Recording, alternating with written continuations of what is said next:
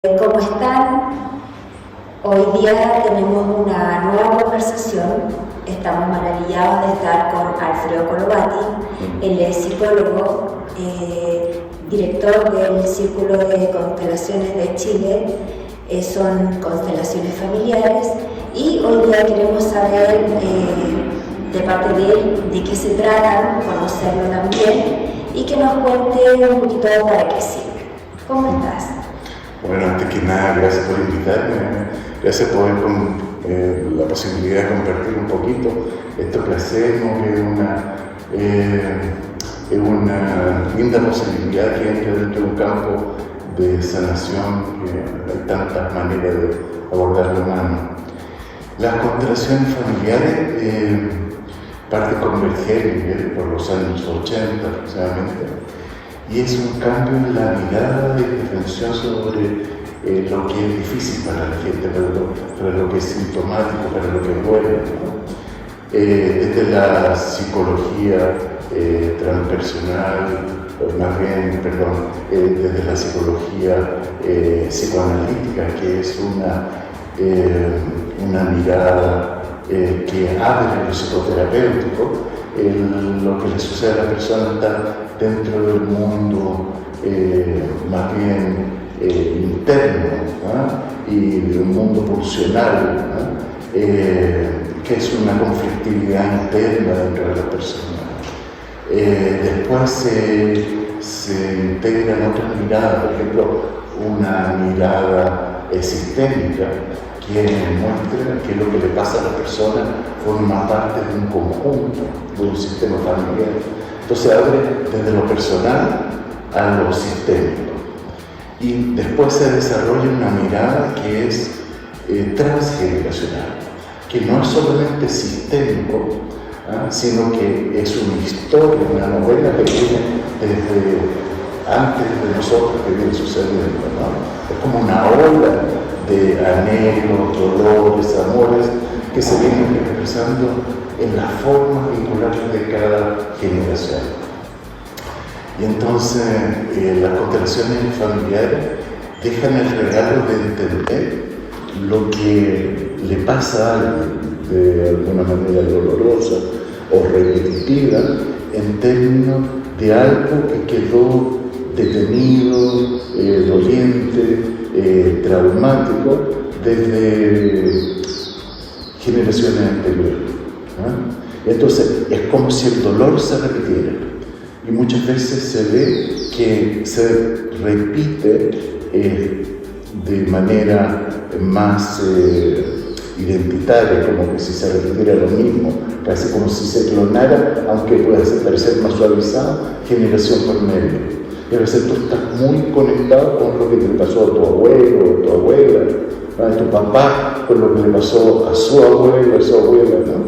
Entonces, las constelaciones familiares a veces son como un rayo en la oscuridad, ¿no? Que te hacen ver lo que no se veía, te hacen ver cómo estás ubicado en ciertos lugares, repitiendo historias, casi que se volvieran como tu manera de mirar, tu manera de sentir, y a veces la manera que sintió el abuelo, ¿no? O sintió algo del bisabuelo, algo que generó una marca en la historia familiar, y te posiciona relacionándote de cierta manera. A ver, por ejemplo, imagínate que el abuelo fue excluido porque fue una vergüenza que estafó a un montón de gente, y de repente un nieto se roba las loncheras de los compañeros del kinder. O sea, lo pongo de manera jocosa para que se entienda, pero es como si algo se repitiera identitariamente.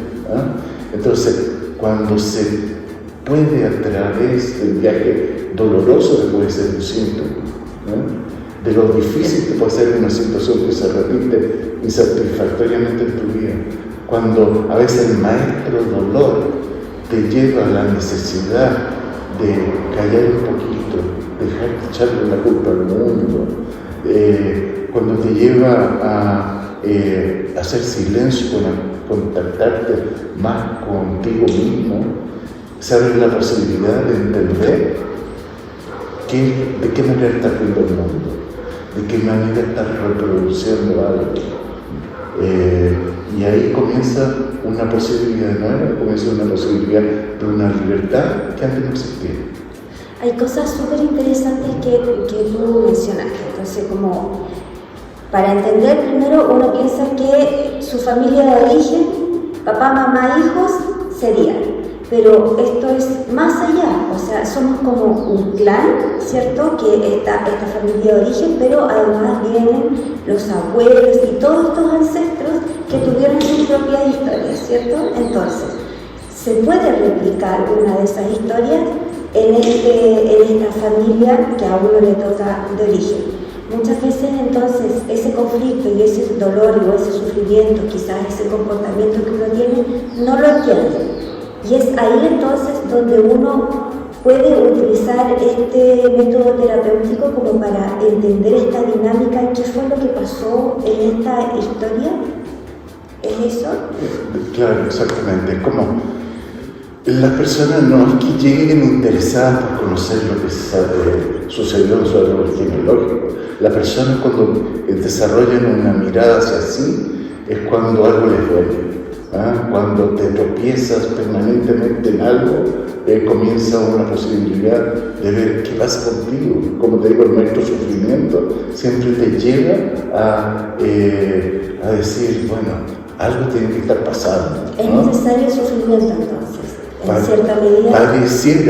Pareciera que tenemos una dificultad para encontrar un camino de lucidez, para salir de lo que creemos que somos nosotros. El gran tema es que uno tiene una convicción de ser algo, tiene una manera de abordar la vida, de relacionarse, con una sensación de que tú eres tal tú. Y de pronto,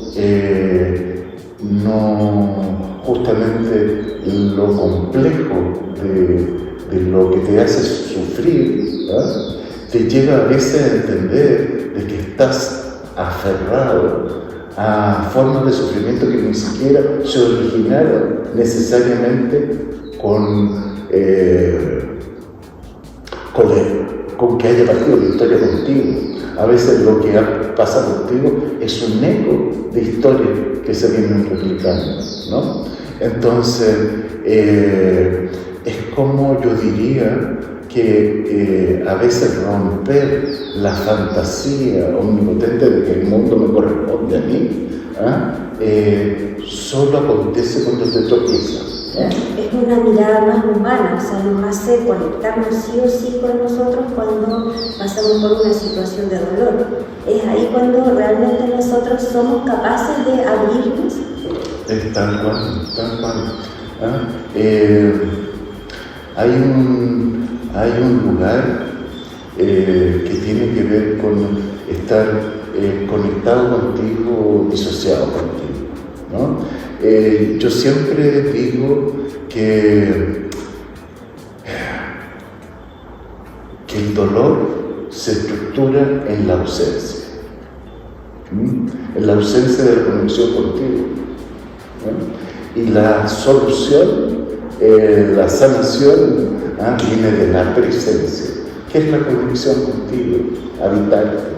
Porque lo que pasa que en la ausencia es como si siempre estuviéramos esperando que alguien nos diera lo que nos faltó, alguien nos viniera a regalar algo que necesitamos profundamente, sea una pareja, sea un trabajo, sea un anhelo de algo.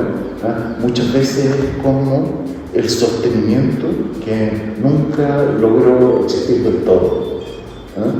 Lo buscamos afuera. Exactamente, entonces se transforma en una búsqueda sustitutiva de algo que no hubo. Y estamos buscando permanentemente, y mientras no tengamos como esa mirada interna, absolutamente, nunca nos vamos a satisfacer a nosotros mismos. Sí, pero con la característica que buscamos afuera porque estamos enojados con algo.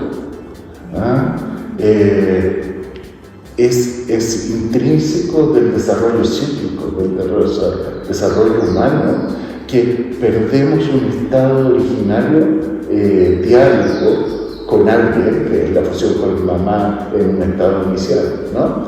Y entonces, la imposibilidad de que ese ser esté absolutamente para otro, porque es un estado imposible, y la demanda es tan total, hace que el niño en algún momento de su desarrolle una cosa expulsiva de la imposibilidad de una madre que esté completamente para ti. Y agrégale que esa pobre madre puede tener una depresión, agrégale que esa pobre madre se le enferma a otro hijo, agrégale que a lo mejor tiene un tema de pareja, o sea, agrégale la vida, y entonces el enojo fundamental de que alguien no esté completamente para ti se transforma en una expulsión, que es la pérdida del paraíso originario. Y ese vacío, que es un vacío rabioso, se transforma en una búsqueda anhelante de tener algo que te sustituya. Claro. Y en definitiva, quizás comprendiendo uno y empatizando con esa historia de esa mamá, de ese papá, que quizás no pudieron satisfacernos en ese 100% de demanda que uno tenía, nos reconciliamos también con nosotros al reconciliarnos con ellos, al comprender. Yo creo que es un viaje que muchas veces demora la vida, porque siempre vamos como detrás de un espejismo, algo que sí nos va a llenar, y generalmente todo nos desilusiona, porque nada te puede dar eso que tanto anhelo, porque es alguien también incompleto.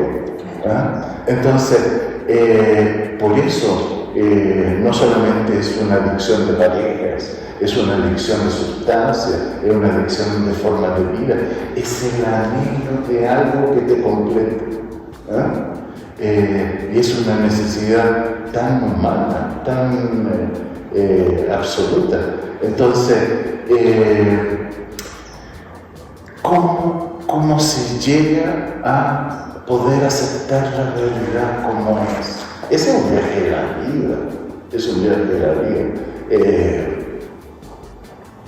En las constelaciones tradicionales, más bien se trata de llegar a un lugar en que alguien incluye lo que le dolió y no pudo existir.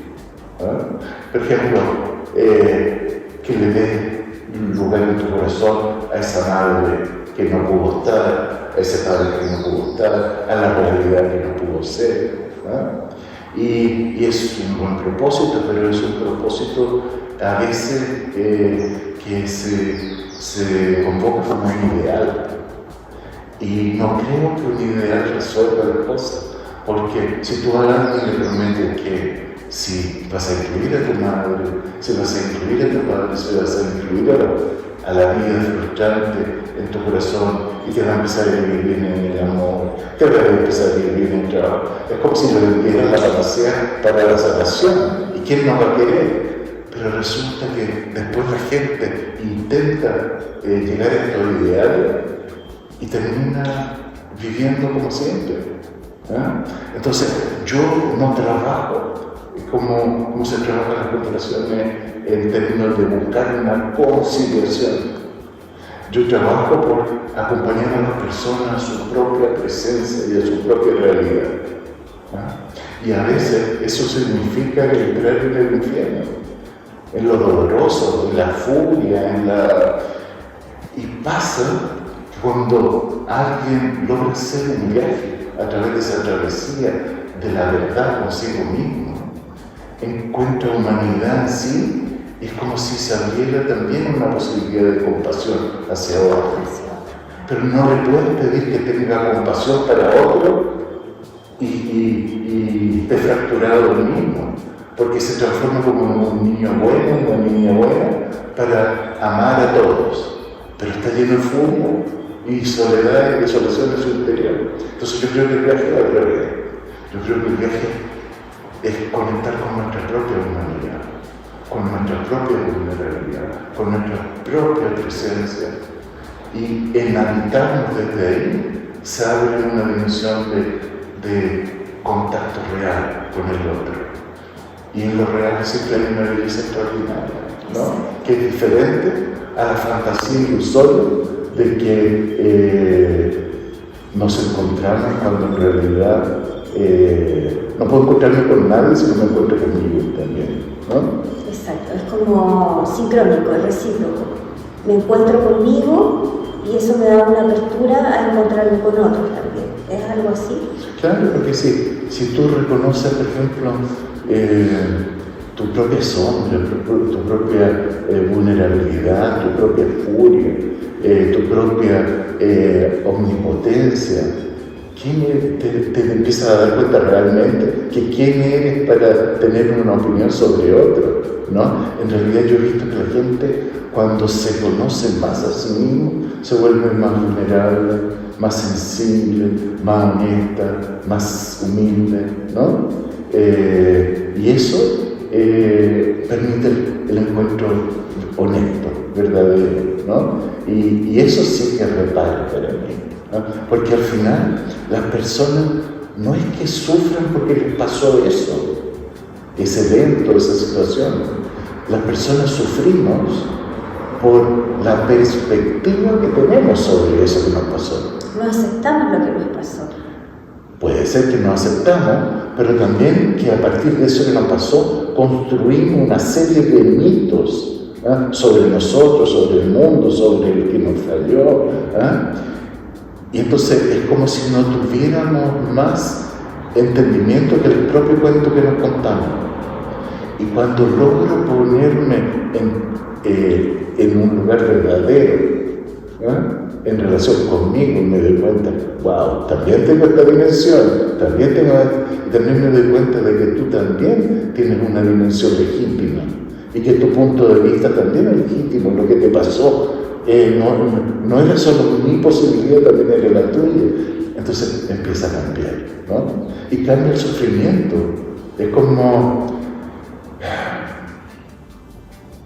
la imagen que yo a veces tengo, es como si fuéramos por una calle y otra persona va por la esquina y uno van a chocar, ¿eh? Inevitablemente. Pero si uno está en una ventana, en un segundo piso, es como si viera cómo eso va acá y viera cómo va eso allá. Entonces existiera una posibilidad de sincronizar de otra manera, ¿no? Entonces, cuando ampliamos el punto de vista sobre lo que nos pasa, y que no solo desde el punto de vista que nos pasa, nos damos cuenta que no somos el único actor de la telenovela, ¿eh? Sino que es una historia que sincroniza tantos corazones. Entonces, incluso una historia dolorosa se puede volver una historia de amor. Como, por ejemplo, todos tratamos de estar alegres, de evadirnos en cierta medida el dolor, ¿cierto? Porque nadie quiere vivir en dolor. ¿Cómo se puede hacer una invitación, si se podría llamar así, a que en realidad verse uno mismo sí tiene todo ese dolor y cómo es la mejor manera de navegarlo, digamos?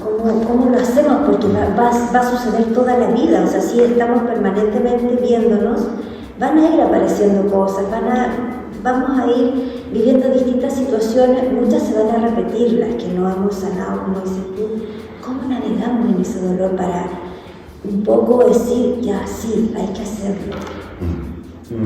Claro, a veces se tiene la creencia que mirar en profundidad sobre lo que a uno le pasa es quedar pegado en lo doloroso, y alguien dice, yo quiero mirar con placer, quiero vivir también en belleza, pues todos queremos, por supuesto, y es la dimensión de lo luminoso, de de lo feliz, ¿no? De lo placentero, solo que cuando algo duele, si no se mira, eso permanece siempre. Se cree, uno dice, ya no quiero ver esto, quiero algo que me produzca felicidad, pero es mentira. O sea, si yo estuviera enojado contigo aquí, porque la razón cualquiera que fuera, entonces tratara de mirar alrededor, tratara de mirar en todas las direcciones, buscando algo feliz, no veo nada. En cada lugar que estoy mirando, te estoy mirando a ti. ¿De qué manera? No, tratando de no verte a ti. Entonces, cuando reunimos algo, estamos pegados a ese algo. Y lo llevamos para todas partes. Y entonces, a lo mejor tengo una cosa enojada con mi hermano, tengo una cosa enojada con mi papá, tengo una cosa enojada con la historia de la cual vengo, y no quiero vivir en eso, digo, no quiero, voy y me enamoro de una mujer y resulta ser igual a tener el mismo rasgo de mi papá que yo estaba enojado. Es decir, es como si estuviera pegado siempre lo mismo, ¿no? Es como que la vida casi nos va llevando a esta situación. No, dejemos libre a la vida, somos nosotros. Somos nosotros los que estamos pegados, construimos la realidad que vivimos. Entonces, si tú tienes un tema con algo, lo llevas a todos lados. Yo muchas veces digo que hay un cuento que decía un sabio oriental que decía, sea amigo de todo, así como Facebook. ¿Quieres ser mi amigo? Like, ya. Pero para tu enemigo, sé muy inteligente para escoger, porque te vas a convertir en él. Es decir, lo que rechazamos y estamos pegados a eso, lo llevamos donde lo llevamos. Nos convertimos nosotros en eso. En cambio, lo que tú logras mirar, lo que tú logras perdonar, lo que tú logras integrar, es como a veces te trae un regalo tan grande. A veces te trajo más humildad, a veces te trajo que el corazón se hiciera más expansivo, te permite comprender cosas que antes no comprendías. Algo creció dentro de ti. Y por supuesto que el placer, la belleza, son espacios absolutamente anhelables dentro de lo humano. El tema es que ni el placer ni la belleza la vemos, no la vemos, si nuestro corazón no está en paz. Hay que partir por ahí primero. ¿Qué sucede, por ejemplo, en una dinámica de una constelación, como para que las personas que lo ven se hagan la idea de cómo es la dinámica que se da y qué es lo que se muestra, y además que es algo tan, para mí, como un poco conceptual, ¿cómo la describiríamos? No me atrevo a decir la palabra mágica porque quizás hay otra palabra más adecuada para decirlo. Misteriosa. Misteriosa, esa es la palabra. Es misterioso. Es misterioso, ¿no? Y es muy atractivo ese misterio, porque nos entrega una información de que estamos viendo algo, pero ¿cómo nos explicamos eso que vemos? Entonces, como para que nos entiendan de qué estamos hablando, como qué es lo que sucede ahí en esa constelación. Claro, describamos, por ejemplo, qué es una constelación si alguien nunca ha visto. Claro. Imagínate que tú fueras una consultante y que vinieras por un tema específico. Entonces, algo que sea doloroso en tu vida. Y entonces, cuando hay diferentes formas de trabajar constelaciones. Hay constelaciones individuales que trabajan solo con la persona, y constelaciones grupales, que es lo más conocido, que es cómo partieron las constelaciones. Entonces, si fuera esto una constelación grupal, habría gente aquí que participaría de tu constelación. Entonces yo, en base a lo que tú me dices, el tema que me trae, te propongo que escojas 2 representantes, por ejemplo, ¿no? Uno para ti y para el tema que te trae. Y las personas no conocen tu vida, ¿no? Sin embargo, cuando se colocan ahí como representantes, empiezan a tener sensaciones que no entienden tampoco. Pero si se autorizan a permitir, sin hablar, que esa emoción que empiezan a sentir se exprese, mirándolo desde afuera, si uno se ha entrenado para mirar, se va a dar cuenta que lo que está pasando entre ellos dos es una dinámica humana que está mostrando algo. Y eso me va a instalar a mí una hipótesis de lo que está pasando ahí. Y probablemente te voy a partir de ahí preguntar, ¿tu abuela materna habrá perdido un hijo? Y tú me vas a decir, wow, sí. ¿Cómo supo? Y entonces es como si uno aprendiera a leer el espacio y la forma de vinculación y va construyendo cuando uno se forma en esto, no es que sea un canalizador, uno aprende a hacerlo. Entonces, a partir de ahí va a aparecer, por ejemplo, el entendimiento cómo el sufrimiento que tú traes y vienes a consultar, está relacionado con una historia precedente. Y a lo mejor esa historia del hijo que perdió tu abuela, paterna, incluso te puedo preguntar, marcó a tu papá. Y cómo se crió tu papá, se desarrolló tu papá. Y con el tipo de sentimiento, a lo mejor nunca sintió que la abuela lo vio, porque estuvo sumida en un duelo. Y entonces, a lo mejor, escogió una mujer a partir de ahí que era incapaz de ver a un hombre, porque le recordaba a su madre que no lo veía. Y entonces desarrolla una conflictividad en una pareja. Y entonces una hijita dice, a mi papá nadie lo ama, y se vuelve la defensora de su papá y tiene un conflicto con su mamá porque la abuela no lo veía, el papá, porque estaba en un duelo. Y eso te marca a tu manera de relacionarte con la vida, relacionarte con los hombres, con la relación de pareja, probablemente con tu trabajo, en términos de tu autonomía, etc. Marca la forma que nos habitamos. Entonces, cuando comenzamos a entender por qué nos pasan las cosas, no es simplemente para entender, así fue, porque eso no resuelve, claro, te illustra, por supuesto que tengo que... ¿Qué hacemos con esa información después? Claro, pero el gran tema no es solamente entender eso, es, por ejemplo, es ver cómo, caso hipotético que estamos hablando, cómo a partir de esa historia te transforma en una mujer defensora de los hombres vulnerables, enojada con tu madre. Y eso te hace ir por la vida con un sentimiento de superioridad. Y un sentimiento, entonces ya no se trata de cambiar a la madre, al padre, ni resucitar al niño que murió. Se trata, ¿qué hago yo con cómo yo me convertí? Porque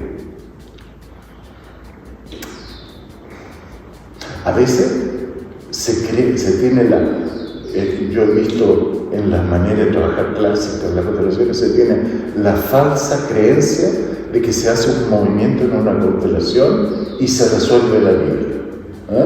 Personas que dicen, ¿y cuánto tengo que esperar para sanarme? Dios mío, o sea, quiere decir que uno no le puede explicar nada a la persona, porque en realidad uno no se transforma por una imagen, uno se transforma porque uno ve su propia sombra. Y a veces las constelaciones tradicionales se impulsa casi a creer de que solucionando en una constelación se resuelve algo. Sí, eso es súper importante lo que dice, porque en realidad es un primer paso para comenzar un camino interno. O sea, es a veces un primer paso para horrorizarse de uno. Claro, también. ¿Qué me está pasando? ¿Qué estoy haciendo? Claro, y entonces cuando veo mi propia arrogancia, cuando veo y me conmuevo con lo que yo me paro en la vida, ahí sí comienza una posibilidad. Pero mientras que yo crea que voy a cambiar a la historia, a la abuela, no pasa nada. No pasa nada. Claro. O sea, solo cambia la vida cuando yo me habito en mi propia vida y en mis propios vínculos, ¿no? Entonces, pero sin embargo, enfocado de esta manera como a mí me interesa mirar por lo menos, creo que lleva a un lugar de apropiarse, ¿ya? de tu propia vida, a un lugar de habitarse, a un lugar de una mayor conciencia. Porque como te decía, yo creo que el dolor se enraiza en la ausencia de uno mismo. ¿Y qué es la ausencia de uno mismo? Es un sentimiento de que los demás tienen la culpa de lo que a mí me pasa. O que para que me tienen que dar lo que no me dieron, o tienen que ser castigados por lo que me dieron, o lo que sea, ¿no? Entonces, siempre estoy esperando que otro, como si la mirada de otro me constituyera. Ese es un lugar muy temido, muy básico. O sea, un bebito, una bebita, no se habita en su cuerpo. Toda su sensación de ser, existir, es porque como mamá me mira, como mamá me huele, me llama, me nombra, lo que yo significo para ella. Entonces, vivo en ser su amor. ¿Ah? Y cuando empieza este tránsito que te digo a perder ese lugar, ¿ah? Y empiezo a buscarlo de manera sustitutiva en otros, ¿ah? Es como sigo buscando algo que me llene afuera. Es una búsqueda permanente que al final, como dices tú, nunca vamos a lograr conectarnos, nunca vamos a lograr habitarnos, ver nuestras sombras, nuestra belleza, nuestro ser interno. Y entonces, ¿qué es lo que sucede? Complemento una pregunta que hiciste antes, ¿no? Sí, ¿cómo se sale de ese lugar?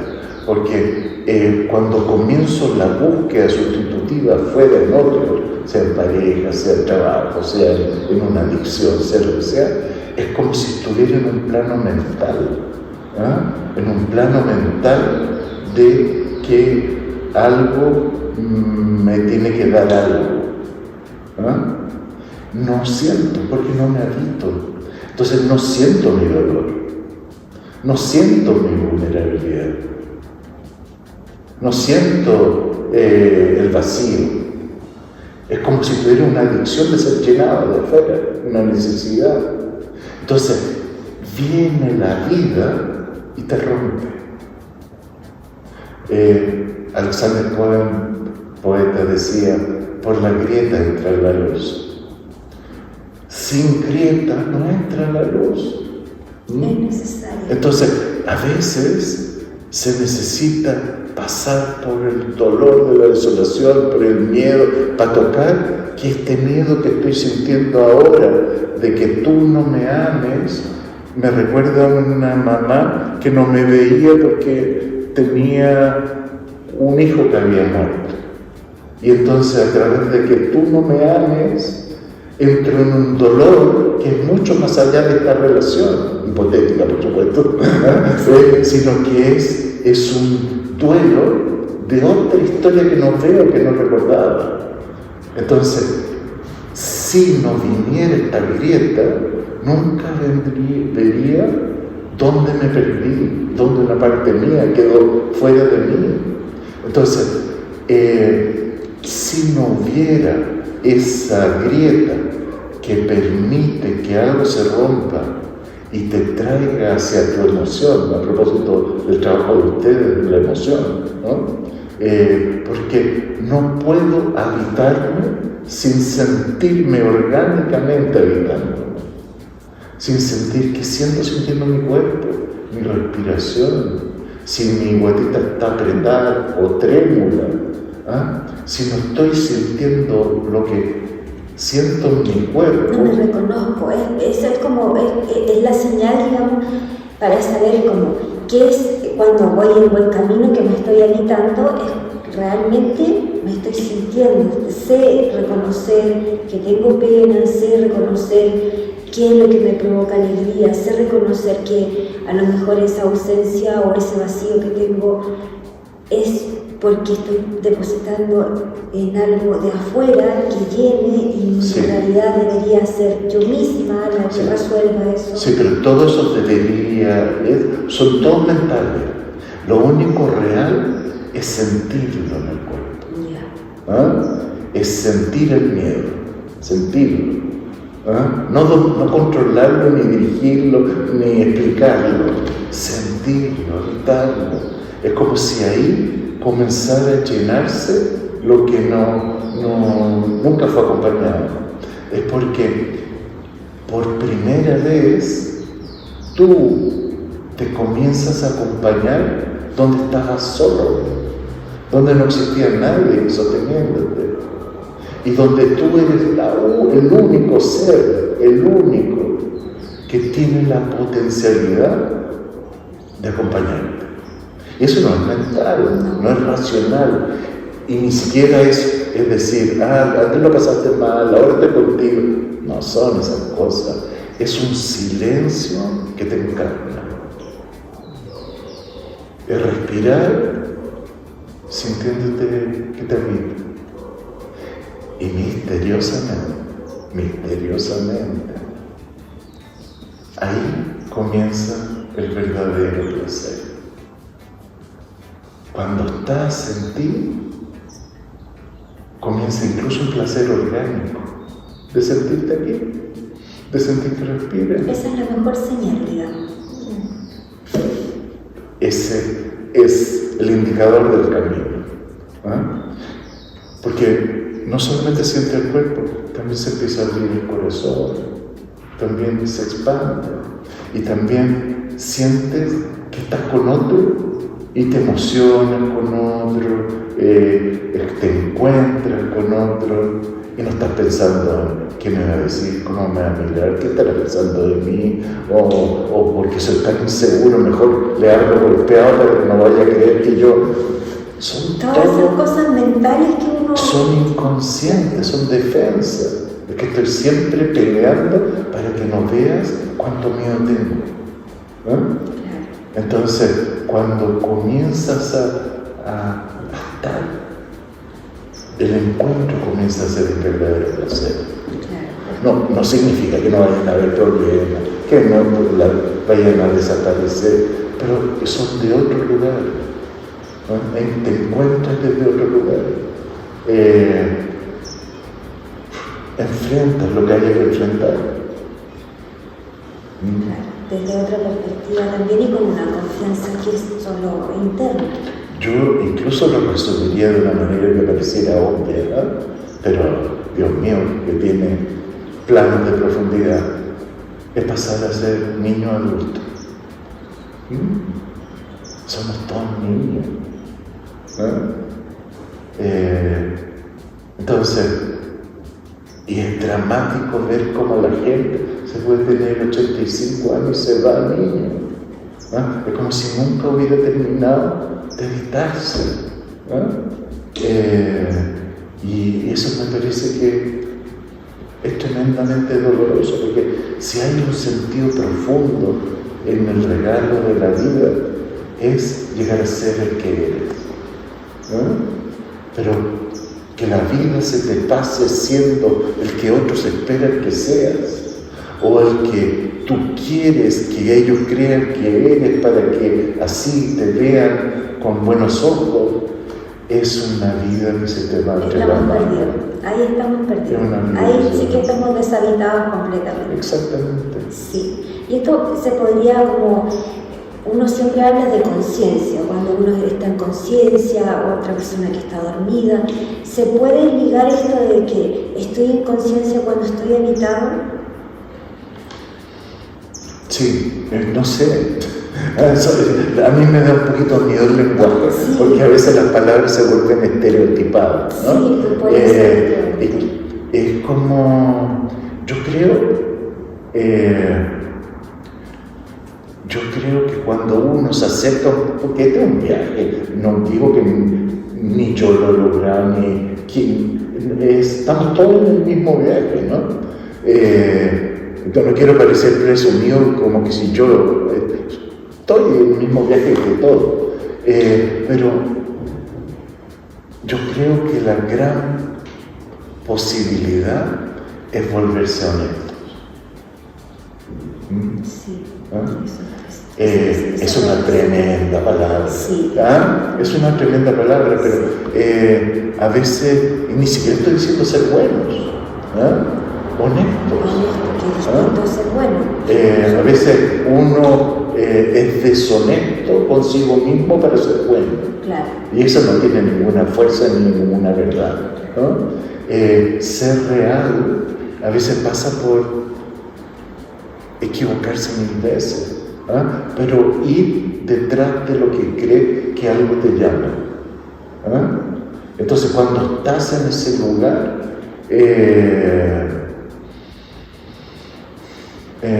creo que es un buen indicador, pero te aseguro que va a ser un lugar de sufrimiento, porque te va a hacer que quieras salir de lo que no es real. Y lo que no es real, te puede envolver muy cómodamente en un departamento amoblado con las mejores distractores, ¿no? Pero se te puede ir lo más esencial de la vida, que era la perla, que era la posibilidad de ser tú mismo. Tenemos muchos distractores. Es que yo siempre digo que vivimos en un planeta piteado por la violencia. Entonces, la gran violencia es que otro sea y responda lo que tú quieres, ¿no? Desde una guerra con un país hasta un padre que quiere que el hijo sea su réplica.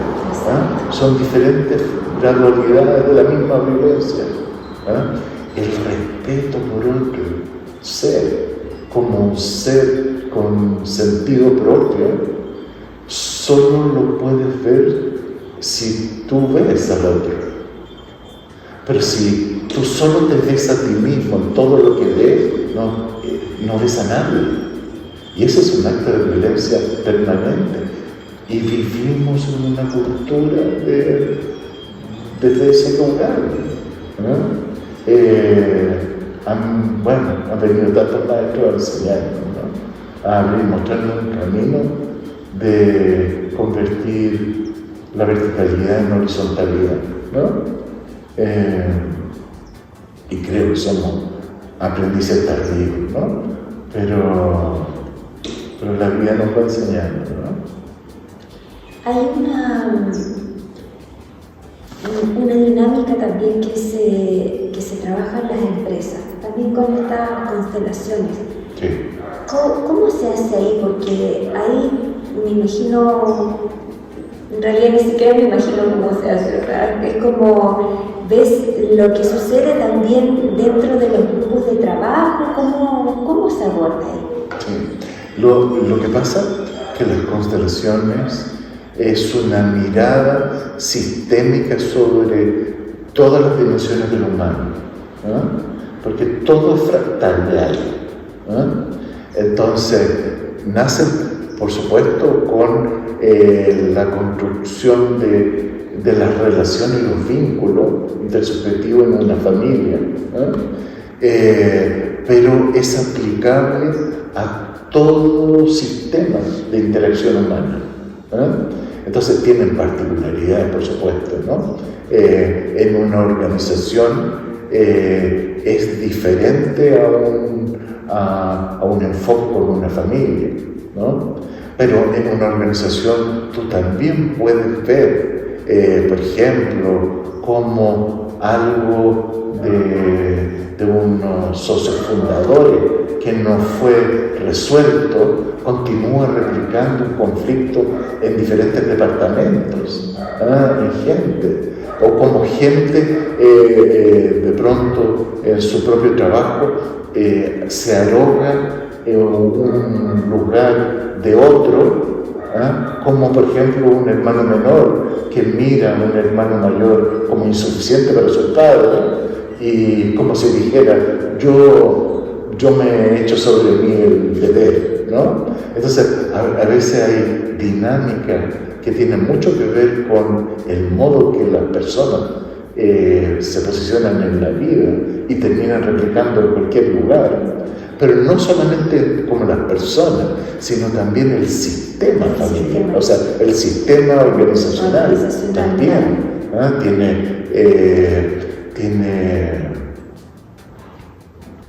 tiene formas ciegas de incorporar la posibilidad de innovación o es muy interesante cómo en organizaciones se puede dar, ¿no? Yo me acuerdo que yo era enamorado de trabajar las constelaciones y no me imaginaba cómo algo podía ser más interesante que la transformación individual de la conciencia humana, ¿no? Eso lo tuve dentro de mí hasta que en Barcelona entré a la Sagrada Familia, a la catedral, ¿no?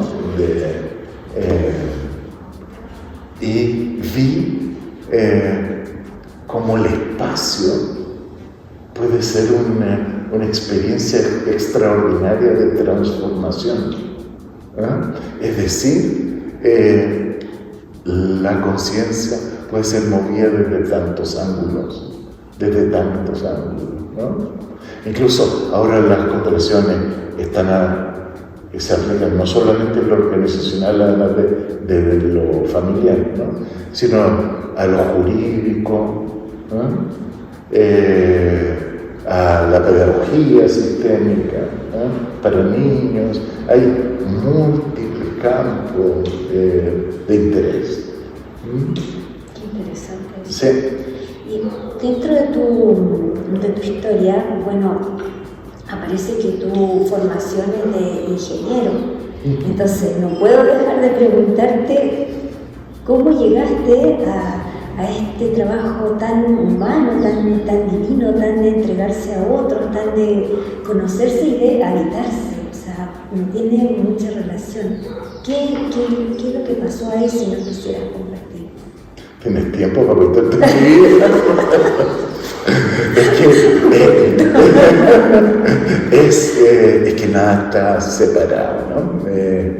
De hecho, llegué a ser ingeniero, yo diría que de rebote, porque yo era fascinado por el cosmos, por el cielo, por lo grande, por la estrella, por lo trascendente, y es lo que me movió siempre de chico, ¿no? De hecho, como a los 15 años tuve una experiencia ovni que me cambió la vida, de ahí quedé mirando siempre para el cielo, para todas partes. De hecho, quería ser astrónomo y estuve 2 años en eso. Y de repente sentí que me iba a convertir en un científico loco arriba de un cerro, ¿no? Iba a estar solo arriba de un cerro. Y dije, yo necesito a la gente, yo necesito estar conectado con... sentí que me iba a convertir en un eremita, y entonces, como tienen el mismo plan con ingeniería, dije, voy a estudiar ingeniería, ¿no? Me hice práctico, ¿no? Entonces finalmente llegué a las constelaciones, entonces pasé de la astronomía a las constelaciones. La andaba buscando de otra manera, ¿no? Entonces al final se volvió en un viaje interno, algo que andaba buscando. Qué metafórico igual, sí. Porque constelaciones digamos, del cielo a las constelaciones más terrenales. Pues si tú te fijas en la vida, es metafórica siempre. Sí. Es como si a veces presintiéramos en sueños, en cosas, algo que nos llama, que a veces no sabemos exactamente qué es lo que es, ¿no? Pero es como si nos sedujera, nos dijera, por aquí, por aquí. Sí, que ganas como de tener ese sentido mucho más despierto y bueno, habitándose, yo creo que llegamos un poco a ese por aquí, al camino más correcto, digamos, para uno, ¿cierto? Bueno, yo creo que ya la conversación ha sido súper interesante, o sea, que ganas de seguir preguntándote un montón de cosas, pero tenemos un tiempo, ¿cierto? Y nada, darte las gracias. Si tú quieres dar como un mensaje a la gente, que quizás unas últimas palabras, ¿qué le quisieras decir como un mensaje para la vida de cada uno? Claro. Bueno, primero que todo, gracias por invitarme. Ha sido lindo conversar contigo y con todos los que van a ver esta conversación. Y bueno, ¿qué? No tengo como moralejas para otros, pero yo como sé que somos todos iguales, ¿no? Y a todos nos mueven las mismas necesidades, los mismos impulsos. Yo creo que todos tenemos una necesidad de sentido en la vida, ¿no? Una necesidad de amor, una necesidad de encuentro. Es como si tuviéramos una necesidad de encuentro con el otro, con los demás, que es tan significativo porque somos seres gregarios, somos seres amorosos. Tenemos algo que nos construimos y nos constituimos en el encuentro con otro. Nadie se encuentra solo, ¿no? Y entonces esa necesidad amorosa de encuentro me parece que es casi la brújula que todos tenemos, ¿no? De buscando dónde el corazón me lleva. Y cuando comenzamos a transgredir esa escucha del corazón, es como algo empezar a ser doloroso y algo empezar a hacerte sentir que se está perdiendo algo sustancial. ¿Y qué cosa es? El regalo de tu propia vida. Porque si algo vinimos a hacer, es hacer lo que somos, ¿no? Por eso eso que digo de ser verdadero es tan esencial, es tan esencial. Yo siempre recuerdo algo que una historia que cuentan que Moisés tuvo cuando subió al monte Sinaí, ¿no? A buscar unas tablas de la ley para su propio pueblo, ¿no? Y entonces sube a este lugar y dice este libro religioso que arriba había una zarza ardiendo. Y Moisés le dice, ¿quién eres tú? Eres el Dios de mis ancestros. Y si es así, dime tu nombre. ¿Y qué le responde esa zarza ardiendo?